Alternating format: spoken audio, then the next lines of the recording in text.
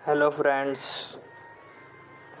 हमारा आज next topic है असेसमेंट ऑफ यूनिट 3 का assessment of individual with ASD यानी ऑटिज़म स्पेक्ट्रम डिसऑर्डर जो है उसका हम असेसमेंट किस प्रकार और कैसे कर सकते हैं और किसके माध्यम से कर सकते हैं।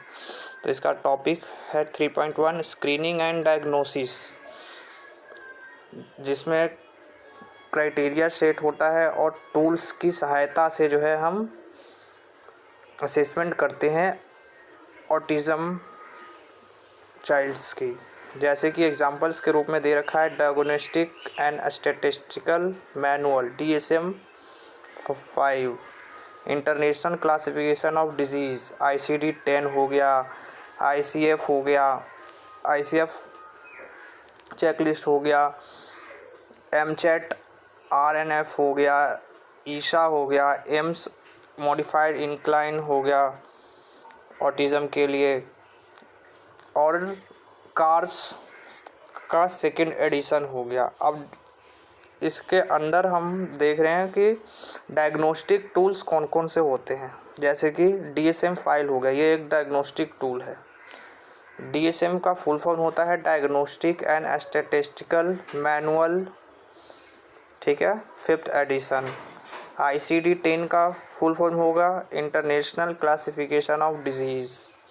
ICF है international classification of functioning disability and health, इसका फुल फॉर्म हो गया। अब देखते हैं स्क्रीनिंग टूल्स। अब कुछ स्क्रीनिंग टूल्स हैं जो ऑटिज़म के लिए हैं, जिसकी सहायता से हम स्क्रीन कर सकते हैं। जैसे कि MCHAT modified checklist for autism in toddlers, ठीक है। सेकंड है ISAA Indian scale for assessment of autism. Third है हमारा एम्स मॉडिफाइड INDT ASD यानी AIIMS modified INCLEN, I for INCLEN, D for diagnostic, T for tool for autism spectrum disorder, ठीक है। और last है हमारा CARS childhood autism rating scale, ये इसका सेकंड एडिशन है। ये टूल्स हैं, स्क्रीनिंग टूल्स हैं, जिसकी सहायता से हम ऑटिज़म के बारे में पता कर सकते हैं। अब कुछ फंक्शनल टूल असेसमेंट टूल्स भी हैं जो ऑटिज़म के लिए हैं, जैसे कि PEP-R यानी साइको एजुकेशनल प्रोफाइल रिवाइज्ड, ठीक है, APEP the autism parent educational program. Next है हमारा ABLLS, ठीक है, जिसमें इसका फुल फॉर्म है the assessment of basic language and learning skills. Next है हमारा TTAP यानी teach transition assessment profile, second edition है। VAPS हो गया विनलैंड अडेप्टिव बिहेवियर स्किल्स। आज हम पढ़ेंगे चाइल्डहुड ऑटिज़म रेटिंग स्केल्स के बारे में, ठीक है, कि इसकी सहायता से हम कैसे ये एक स्क्रीनिंग टूल है, ठीक है, हम इसकी सहायता से ऑटिज़म के बारे में या ऑटिज़म को कैसे स्क्रीन कर सकते हैं, स्क्रीनिंग कैसे कर सकते हैं, ऑटिज़म कैसे पता लगाएं कि बच्चे को ऑटिज़म है कि नहीं, ठीक है। चाइल्डहुड ऑटिज़म रेटिंग स्केल्स इसका फुल फॉर्म है, शॉर्ट में हम इसे कार्स बोलते हैं। है क्या ये? CARS are the most widely use standardized instrument specifically designed to aid in the diagnosis of autism for use with children as young as 2 year of age, ठीक है। 2 साल तक के जो बच्चे होते हैं उनके लिए, या 2 साल से ऊपर हैं उनके लिए कार्ड्स का यूज़ किया जाता है। और इसको पब्लिश किया गया था फर्स्ट टाइम 1980s में, किसके द्वारा? इरिक स्कॉपलर ने इसे बनाया था, और originally correlated to DSM-3 and then DSM-3R के साथ इसे कोरिलेट किया गया बाद में, ठीक है। नेक्स्ट हो गया। CARS is intended to be direct observational tool use by trained clinical psychologist. It takes about 20 to 30 minutes to administrate. यानी कि इसकी मदद से हम डायरेक्टली ऑब्ज़र्व कर, एक तरह से ऑब्जर्वेशनल टूल है, ठीक है, जो एक ट्रेंड क्लिनिकल साइकोलॉजिस्ट जो है इसकी सहायता से बच्चे को ऑब्ज़र्व कर सकता है और रेटिंग दे सकता है कि बच्चे को ऑटिज़म है या नहीं है, ठीक है। इसके लिए कम से कम 20 से 30 मिनट का समय लगता है ऑब्जर्वेशन करने के लिए। This second edition of CARS expand the test clinical value making it more responsive to individual on the high functioning end of ASD. The clinical rates that individual on each item using a 4-point rating scale. सभी के लिए जो है in each items के लिए हम 4 points rating scale रखते हैं, जैसे 0, 1, 2, 3, 4. Rating is based on frequency of the behaviour in a question, its intensity, peculiarity and duration. यानी रेटिंग किसके बेस पे हम करेंगे, तो बच्चे का फ्रीक्वेंट बिहेवियर कैसा है, उसका लेवल कैसा है, क्वेश्चंस का लेवल कैसा है, इंटेंसिटी क्या है बच्चे का, पेसुलरिटी क्या है, और ड्यूरेशन कितने समय में बच्चा उस कार्य को कंप्लीट कर रहा है। इसके बेस पे हम बच्चे को रेटिंग स्केल के माध्यम से रेट पॉइंट्स प्रोवाइड कराते हैं। फिजिशियंस, इसके साथ साथ physicians, special educators, school psychologist, speech pathologist, audiologist, ये will all find the cards easily to give a score. ये सभी जो हैं इसके लिए एलिजिबल हैं। ये सभी लोग कार्ड्स की सहायता से बच्चे के बारे में जानकारी प्राप्त कर सकते हैं कि बच्चे की नीड्स क्या है, उसकी स्ट्रेंथ क्या है, सारी चीज़ें पता कर सकते हैं। इसके अंदर जो है 15 आइटम्स दी गई हैं। कार्ड्स के अंदर 15 आइटम्स जो है इंक्लूड करी गई हैं। अब 15 आइटम्स कौन कौन से हैं?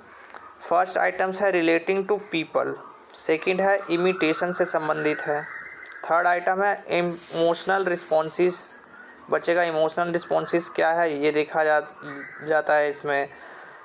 नेक्स्ट है बॉडी यूज़, फोर्थ आइटम है बॉडी यूज़, बॉडी का यूज़ किस प्रकार करता है। नेक्स्ट है ऑब्जेक्ट का यूज़ किस प्रकार बच्चा करता है। अडेप्टेशन टू चेंज, यानी कि बच्चा अडेप्ट कितनी जल्दी कर पाता है किसी भी ऑब्जेक्ट को या एनवायरनमेंट को, अडेप्ट कितनी जल्दी कर पाता है, चेंज हो पाता है या नहीं। सेवन्थ आइटम है हमारा विजुअल रिस्पॉन्स। नेक्स्ट है हमारा लिसनिंग रिस्पॉन्स, बच्चा किस सही प्रकार से सुन रहा है या नहीं। नाइन्थ आइटम्स है हमारा test, smell, touch, response and use. Item number 10 है हमारा फियर और नर्वसनेस से संबंधित है। आइटम नंबर 11 है वर्बल कम्युनिकेशन से संबंधित है, ठीक है। नेक्स्ट है हमारा आइटम नंबर 12 जो कि नॉन वर्बल कम्युनिकेशन से संबंधित है। आइटम नंबर 13 है एक्टिविटी लेवल, कि बच्चे का एक्टिविटी लेवल क्या है। आइटम नंबर 14 है लेवल और कंसिस्टेंसी ऑफ इंटेलेक्चुअल रिस्पॉन्स, बच्चे का इंटेलेक्चुअल रिस्पॉन्स और लेवल क्या है उससे संबंधित है। और आइटम नंबर 15 जो है हमारा लास्ट है जनरल इम्प्रेशन, बच्चे का जनरल इम्प्रेशन कैसा है, ठीक है, उससे संबंधित है। अब इसमें हम कार्ड्स में जो है स्कोरिंग किस प्रकार हम करते हैं, तो टोटल कार्ड्स स्कोर रेंज, इसका रेंज क्या होता है 15 से लेकर के 60 के बीच होता है, ठीक है। Minimum score of 30 serving as cut off for a diagnosis of autism spectrum, यानी कि हमें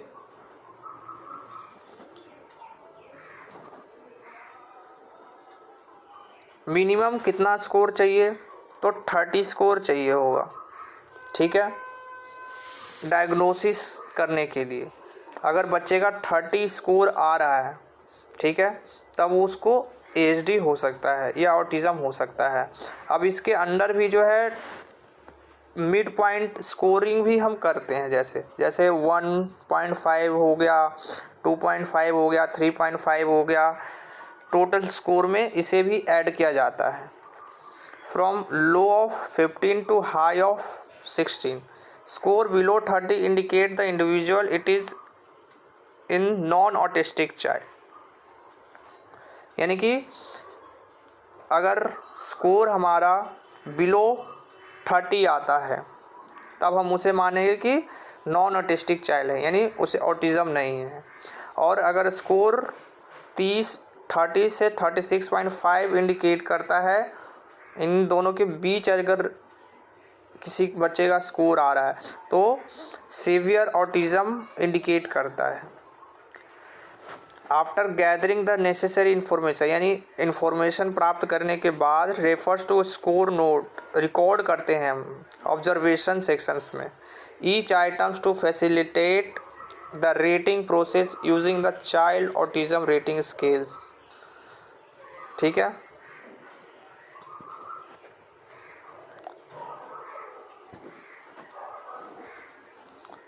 the rating values for the 15 cars items range from 1 to 4, इनके रेंज होते हैं 1 to 4 तक होता है।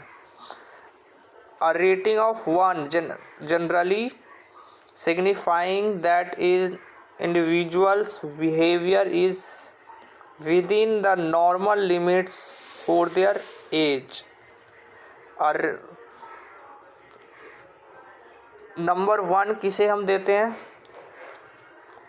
जो नॉर्मल लिमिट्स होता है, यानी जिनके नॉर्मल एज के अकॉर्डिंग कार्य कर रहा है बच्चा, तो अब हम उसे 1 देते हैं रेटिंग स्केल में। नंबर रेंज क्या होता है, नंबर 1 1.5, 2 2.5, 3 3.5, 4, ये होता है रेंज। ठीक है, 1 से लेकर के 4 तक रेंज हम इसमें देते हैं। अब 1 किसको देते हैं हम, तो 1 देते हैं हम जो नॉर्मल है, जो नॉर्मल बच्चे की तरह शो होता है। ठीक है, सेकंड रेटिंग ऑफ सेकंड, जो सेकंड नंबर हम नंबर 2 पॉइंट जो देते हैं वो माइल्ड अब नॉर्मलिटीज़ को शोध करता है at the same age group. वैसे ही नंबर 3 जो है रेटिंग स्केल में इंडिकेट करता है मॉडरेट अब नॉर्मलिटीज़ ऑफ फॉर द एज, और 4 जो है सीवियर अबनॉर्मलिटी को शो करता है। एडिशनली इसके अलावे यूटिलाइज द मिड पॉइंट्स, कौन कौन से मिड पॉइंट्स हैं, तो 1.5, 2.5 एंड 3.5, वो बिहेवियर्स के अकॉर्डिंग हम नंबर्स देते हैं बिटवीन 2 कैटेगरीज, 2 कैटेगरीज में हम इसको बांटते हैं। For instance, if behavior is mild to moderately abnormal है, it should be related as 2.5। अब जैसे नीचे दिया गया है 7 allowable rating scales for each items are as follows, यानी 1 पॉइंट किसको देखेंगे, with in normal limits for the age, यानी एज के अकॉर्डिंग है जिसका बिहेवियर, जिस बच्चे का बिहेवियर जो है वो नॉर्मल बच्चे के समान है, एज लिमिट के समान है, तो उसको हम 1 पॉइंट देंगे। 1.5 हम किसको देंगे, very mildly abnormal for that age, यानी नॉर्मल से एबनॉर्मल है और माइल्डली है। सेकंड हम देंगे जो mild abnormal for the age है। 2.5 नंबर देंगे mild to moderate abnormal for that age. 3 point देंगे moderately abnormal for that age. 3.5 देंगे हम मॉडरेटली टू सीवियर, यानी मॉडरेट से सीवियर के बीच वाला जो एज होता है। ठीक है, या जो जिसका पॉइंट 3.5 उन बच्चों के लिए जो मॉडरेट और सीवियर, जिनका आईक्यू लेवल या कैटेगरीज में आती हैं, उनके लिए है। और 4 पॉइंट होता है जो सीवियर एबनॉर्मल होते हैं फॉर दैट एज, अपने एज से सीवियर होते हैं।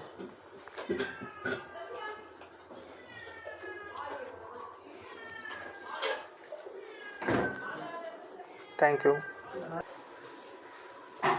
नेक्स्ट क्लास में हम कार्ड्स को और अच्छे से इसको और डिफाइन करके पढ़ेंगे। ठीक है, कार्ड्स का ये हमारा चेकबुक है, ये चेकलिस्ट कह सकते हैं हम, जिसकी सहायता से हम बच्चे को स्कोर देते हैं। ठीक है, जिसमें रिलेटिंग टू पीपल, जिसमें इनमें भी 4 पॉइंट्स दी गई हैं, 1 2 3 4, कैसे हम इसका यूज़ करते हैं इसके बारे में हम पढ़ेंगे नेक्स्ट क्लास में। Thank you for watching this video.